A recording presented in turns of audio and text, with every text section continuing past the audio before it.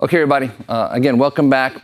We're just going to do a real basic, and I mean by basic, this is the first line of defense when you can't flee the area or you can't escape the situation, okay? And this is specifically for a knife against knife scenario. Now, anytime you have a knife, you want to stay as far away from it as possible, right?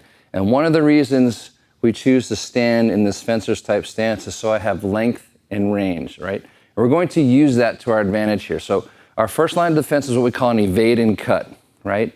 And by evade, pretty simple. If Matt slashes at me, I'm going to evade, okay? I want to get out of the range of the knife. Now, I also want to cut in an attempt to disarm, or what they call defang the snake, right? I want to disarm. Now, for me to disarm, I don't need a center mass shot or strike, slash, or thrust or stab. I need to attack the closest thing to me, which is the blade. So I'm going to focus on the hand and the wrist area, okay? If I can get anywhere in the arm, that's gonna work, but the closer to the blade, the better in order for him to drop the blade, right? That's what I'm looking to do. I'm looking for the hand to release because of my cut, okay? So now, when I see it come, I'm going to evade, and now I'm just going to slash at the same time. So I'm evading the knife, but I'm doing that number one slash, and really what's happening is he's running his hand into my blade, right? So I don't need to swing hard here, because you have to understand the momentum of his hand is coming across my blade, and we're passing like two ships in the night. So it's like, you know, that head-on 50-mile-an-hour collision is really a 100-mile-an-hour collision. So I don't need to swing hard here, especially if you have a good sharp knife. You can just stick it out and he'll cut himself on the knife. So I'm in my good stance, I see it coming, I evade and cut. So now as he passes by, I come right back to my stance, because he might come back again from the opposite side, and I evade and cut again. So this is why I always want to get back to my home base, back to my stance, because I don't know if he's going to return the shot, right? So the basic slash comes, I evade and cut, I evade and cut. And by that point, your tendons and everything, I mean, that could be enough to stop the fight right there. More than likely, anybody that gets cut anywhere in the hand wrist area, that knife is going to drop, especially if you get a good deep cut. So let's do it from a different angle so you can kind of see it, right? So again, I'm in a good stance. So as that knife comes, right, I'm going to evade, and I'm just really sticking it out so he runs into it, okay? And then I get right back to home base, right? So I'm always here just in case it might come back again, and I hit it again, it might come back from the other angle. But each time I'm evading and I'm cutting and I'm getting right back. I'm doing this nice short elliptical motion like we practice, and letting him run into the blade, and I'm back. Now when you practice, I always encourage people to use the flat on your partner, because this starts to hurt after a while, especially if you're using metal training blades. This starts to hurt like hell. There are training tools, right? They're just basically wrist guards, wrist and forearm guards are hard.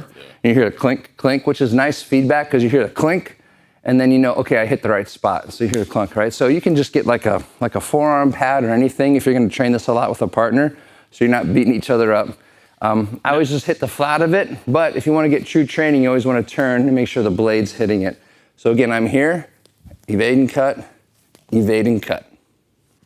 Now, next question people are gonna ask is, what if the blade's flipped around? For me or for you? Both. Well, I don't care if your blade is flipped, right? Because when the slash comes, I'm still gonna evade and cut. The slash comes the other side, I'm still gonna evade and cut. That's not changing. Now, if I am inverted, all that happens is now I just have to understand the angle of my blade. Again, using my little knuckles as the guide, I just need to know I gotta turn it over and evade and cut. This one's a little more awkward, right? So this is why I personally prefer an upward heavy grip, because I'm more mobile, I'm longer, and I can reach out easier, and it's an easier turn on my wrist to get the cutting edge of the blade where I want it to go. Yeah. I'm not saying don't do this, but you gotta play with it. And this feels like a very awkward motion to a lot of people. Yeah, let's show that again. So if I slash from here, he has to go upside down with his wrist. And I gotta try to get out of the way, so my shoulder's in a weird position to try to evade and cut. Vice just doing this, which is nice and easy. Okay, so there's pluses and minuses, right? Now, again, as we get closer, if I have the downward grip and the slash comes, now I can start to hook, right? to parry, and then come in with my check hand, but that's for another video. That's part 3. That's part 3. Make sure you... Actually, what part would that be? Part 8.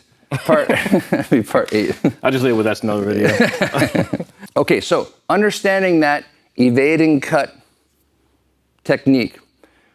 Matt's just gonna go through the 5 basic angles, right? So we'll do a forehand slash, a backhand slash, a low line slash, and a thrust. Now, we're gonna go really, really slow. Always go slow and then speed it up. Remember, practice doesn't make perfect. Practice makes permanent. So just like in all your handgun training, if it's shitty technique, you're just gonna make shitty technique permanent. Yeah. Okay, so always start slow and then speed it up as you feel comfortable and as you have that muscle memory, okay? So I'm gonna be in my good stance. That number 1 slash comes, I'm gonna evade and cut. Number 2 comes, evade and cut. Number 3 comes, evade and cut. Number 4 comes, evade and cut. Number 5 comes, evade and cut. Now, you see how number 5, I gotta hollow out a little bit and my slash is coming over the top. Okay, the number 3 angle, I'm still meeting it. The angle 4, I'm just meeting it like this, right? Boom. Okay, and then the angle 5, I'm gonna evade and cut. Okay, so again, a great drill, just go through your 5 basic angles and do an evade and cut on each one of them. So we'll go from a different side. So now from the other angle, angle 1, evade and cut. Angle 2, evade and cut.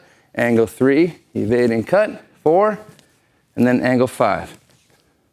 Now angle 5, you can come forehand or backhand, both applicable, right? Because it's very easy for me to get to each one. The forehand's probably gonna feel more natural for most people, right? But hollow out. Hollow out. So angle 5, hollow out and cut. Now some people will parry and cut, but now we're getting into that closer range in which we parry and cut and cover and thrust type of techniques, right? So that's gonna be one range closer. For now, we wanna stay out of range, evade and cut. Don't forget to like and subscribe. We'll see you on the next one.